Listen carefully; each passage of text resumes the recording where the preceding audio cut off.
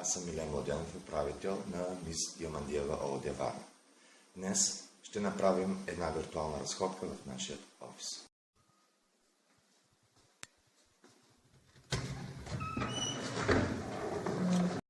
Намираме се в предверието, където сме изнесли актуална информация относно нашите услуги, цени, графици за провеждане на изпитите, IELTS, IBT TOEFL, както и графика на преподавателите. Вляво се намират правилата за работа с клиентите, както и дигитално табло с снимки на наши кандидати, т.е. студенти в чужбина, някои от тях вече завършили. След това отиваме в Study Hall, залата, в която се провеждат както групови, така и индивидуални езикови обучения. Подготовка за IELTS, IBT TOEFL или General English на различните нива. В дъното виждате и нашата богата колекция от сувенирни лъжички. Те са от наши клиенти, студенти в чужбина, някои от тях вече завършили, които са решили да зарегистрират своето уважение към нас. На всяка от тях има име, година на заминаване и университет, в който учи или е учил нашият студент. А ето тук нови 3 чакат да влязат в колекцията.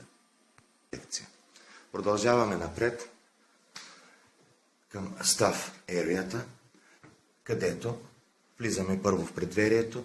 Тук е място на офис асистента, както и място за изчакване за визираните часове за занятия. След което влизаме в кабинета.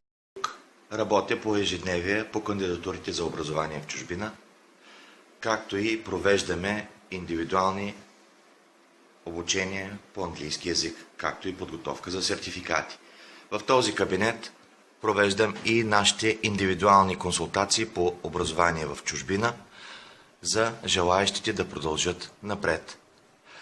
Консултацията е безплатна, 45 минути и включва както възможностите за образование в чужбина, така и правилата, така и процедурите, необходимите документи за кандидатстване. Това беше всичко от мен. Благодаря за вниманието.